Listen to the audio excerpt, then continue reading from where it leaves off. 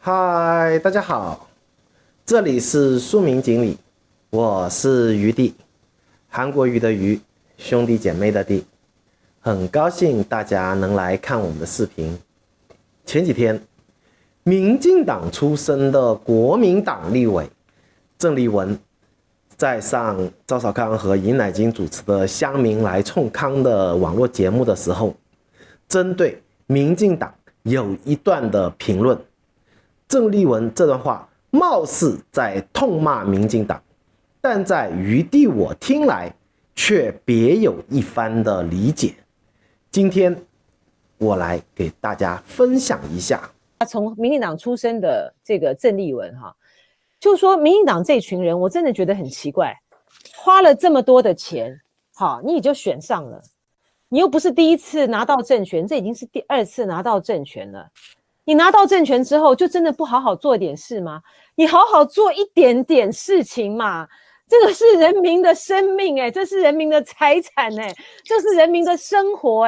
就这些人干嘛来选举？干嘛从政？就是他们为什么从来都初衷是什么？没有一刻想到这件事情。是要打倒国民党吗？搞什么鬼吗？还是这样给当然不是啊！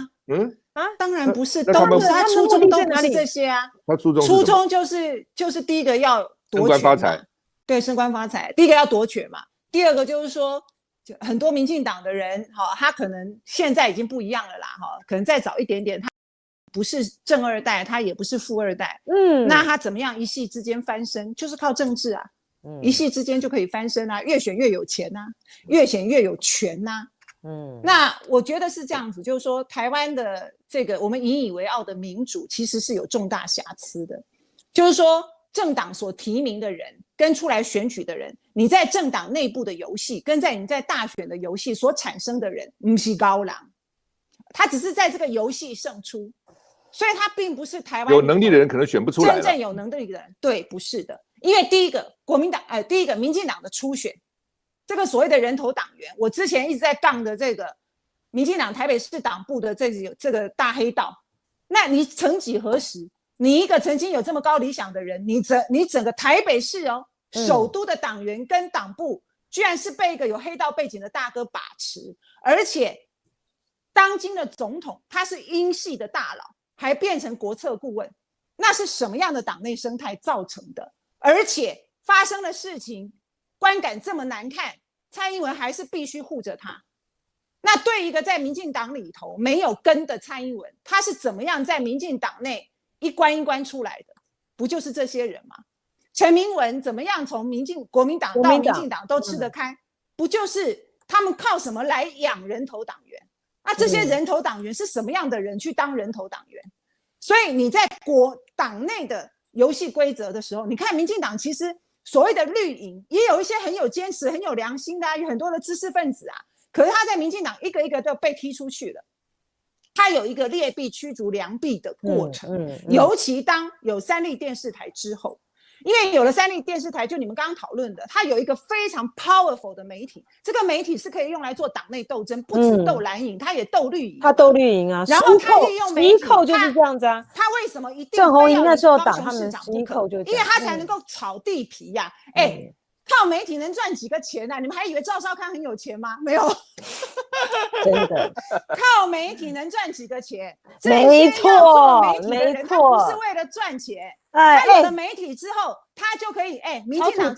绿媒都是炒土地，政治人物都要听他的，他就可以炒地皮，他才能够真的赚大钱。赚了大钱是干嘛？养人头党员，决定党内初选。你们刚刚在问国民党党主席的选举，不管哪一党，党主席的选举一定都是党员选嘛，对不对？那你不管台湾哪一个党，就两大党啦，你党员的结构都跟这个社会其实有很大的落差。那什么样的人在决定这个党的共主？什么样的人在决定这个党的领导人？是谁在决定这个党提名谁出来？那你口袋没有钱，你又不是正二代，你凭什么杀出来？你再怎么优秀，根本没有人认识你，谁知道你是谁听完这段话，相信大部分朋友的理解是，郑丽文在这段疫情期间，针对民进党的防疫不力，作为在野党的他提出的批评。当然，这没错，民进党的确该批评该骂。但是从这段话里面，余弟我却有另外一番的思考。我觉得两岸三地的华人都应该好好听一下这段话，大家思考一下，升官发财是不是我们华人社会特有的一种理想？西式的选举制度能在我们华人的社会里选出贤与能的人才吗？在民粹泛滥的时代里，我们华人社会能按照这种西式的选举模式选出贤能的官员吗？带着这几个问题，我们大家一起来探讨交流一下。首先就是郑丽文和赵少康不约而同说出来的升官发财这4个字，相信所有的华人都会把升官发财作为人生的主要理想和目标去追求。而在西方世界的文化里，似乎更多的只有发财、升官，或者说叫从政这样的理想，好像并没有我们东方世界里那么多那么普遍。为什么呢？因为在我们的东方文化中，儒家思想根深蒂固的，封建社会的科举制度影响也是深远的。无论是孔子说的士农工学商这样的一个社会品德的排序，还是把当官的称之为官老爷，就是爷爷辈这样的一个尊敬的称呼，都是把从政作为了一份崇高的职业来进行宣导。我们的社会文化里也给予官员以最高的礼遇。当然，为官之后出于个人利益或者政治需求，利用权力贪腐，也就是更加普遍了。因为权力的诱惑在我们中国的文化里不仅仅是物质的吸引，更多的是尊崇的身份和地位。所以华人世界无论什么政治制度下，对于为官或者升官发财，都是大部分人最高的主要的人生理想。在华人社会里，做官比做商人要有更高的社会地位，是吧？我们前面已经说了，就士农工学商，做官可以让普通庶民因为做官而一夜之间改变命运和自己的阶级属性。同时，官员也可以让其整个家族荣耀，一人得道鸡犬升天、光宗耀祖等词汇都是我们中华文化里所特有的。虽然华人世界多数人以当官为人生理想，但是官员也分贪官、恶官和好官。所有人在从政之初，或者说准备从政的时候，我相信没有人是为了做贪官或者万事唾骂的人而从政的，都希望自己是好官。但是从为官的初衷来分，就非常有趣了。升官发财这个词语，其深层次的理解就是这个官员他有更多的私心，是为了个人的利益而从政。当然，很多官员从政的初衷也是为了人在宫门好修行而来的。在封建社会，是通过科举制度选拔官员，然后是逐级递升，读书人科举上榜，的确是一夕之间可以改变命运，但这也需要付出10年的寒窗苦读而来的。而现代的大陆或者台湾的两蒋时期，官员的升迁是公务员体系里面逐级选拔递升的，基本上不可能让一个人一夜之间连升3级。虽然这种选拔制度繁琐严苛，但在制度和领导稳定的体系里面，能够更加真实的选拔出贤能的人才官员。而我们看看民进党，当初虽然是在野起家，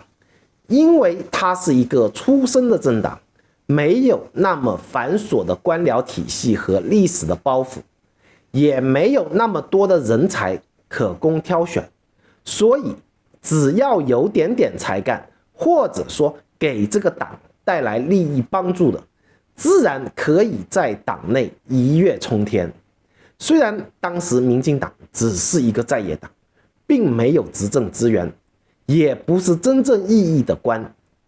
但是在升官发财的诱惑下，这些一跃冲天的民进党党员当然会更加的努力去拼搏这个执政权，让自己成为真正的官，因为他们清楚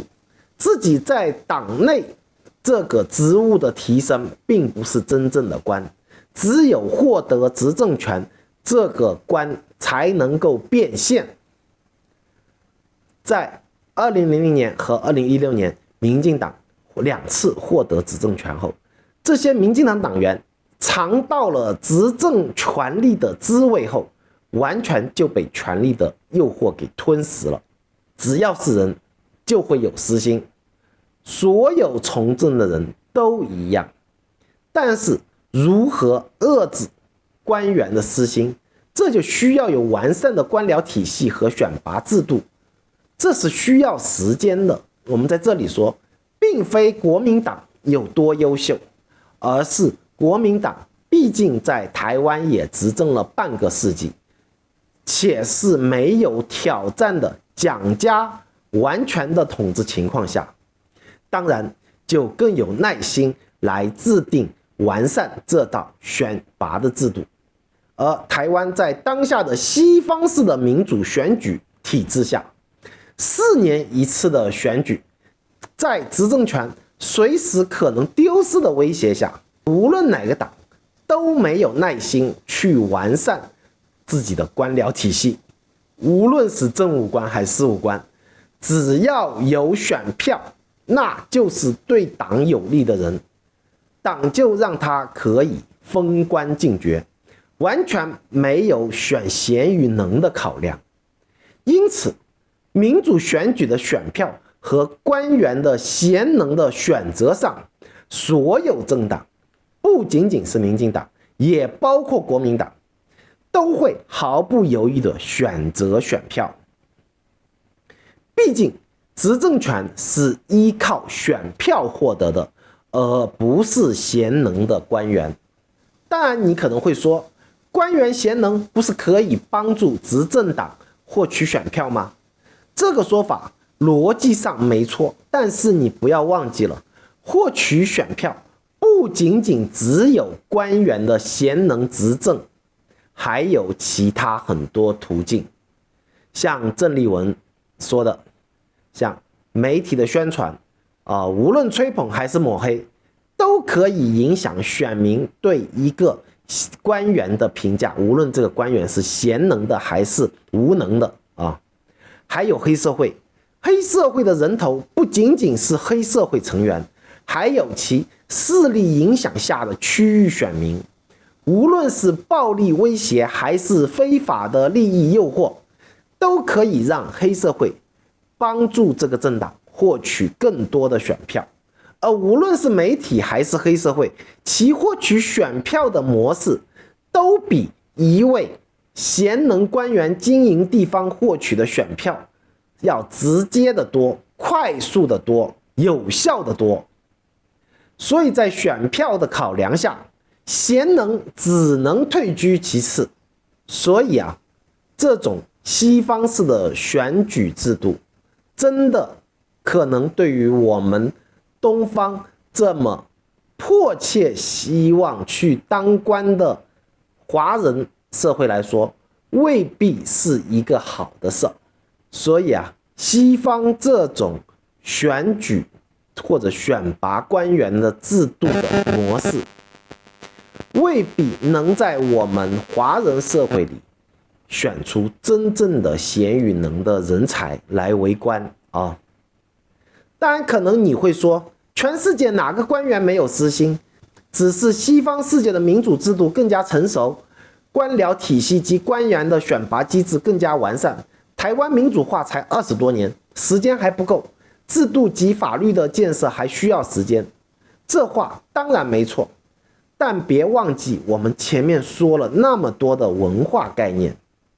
都是在千年的中华文化的影响下，特别是儒家文化的熏陶下，华人对于权力或者叫做官的渴望是比西方世界更加强烈的。因为这份更加强烈的渴望，加上人的私欲，在4年一次的选举压力下，官僚体系的建设就荡然无存了，有的只是人头党员和庄脚。现代的西方社会的民主的确发展的挺成熟的，但是呢，在现在社交网络的冲击下，民粹主义也在全球泛滥。无论是一人一票还是代议制，都受到了极大的挑战，因为操纵民粹可以轻松获得选票和政权。在东方社会对权力更加渴望的刺激下，民粹就变得更加的肆无忌惮了，完全突破原有的各种社会道德底线。就像郑丽文说的三立电视台，他老板林坤海拥有资本，然后建立了拥有声量和流量的电视台，投靠执政的民进党为其充当政治打手，然后通过电视台影响普通选民对于官员贤能的评判，为民进党选举获取更多的选票，巩固民进党执政，然后民进党让其赚更多的钱，他的钱去投放更多的流量，继续为民进党骗选票，这样就是一个民粹环境下的恶性循环。好了，我们今天只是借着郑丽文的谈话提出了这个问题，也就是现代西方的民主和选举制度是否真的符合我们中华的社会。这个中华社会当然就包括了中国大陆，还有香港，还有台湾。但是这个问题呢，我们今天真的没有正确的答案。余地个人我也推崇民主，但我所推崇的民主未必就是西方式的民主制度和选举模式。希望这段视频呢，能与更多的大陆民主派也好，香港绝青也好，台湾的817也好，大家能一起的理性交流探讨，大家共同寻找我们中华文化影响下能让每一个人都生活更好的一种社会制度，而不是照搬照抄的别人家的东西啊。但别人家好的东西我们肯定要学，就是好的能为我所用的我们才要学，不要因为它是看着挺好的就直接拿过来，就这么个意思。好，我们今天就聊到这里啊。如果您对我这段视频有什么意见，请在留言区告诉我，记得分享点赞，好吧，拜拜。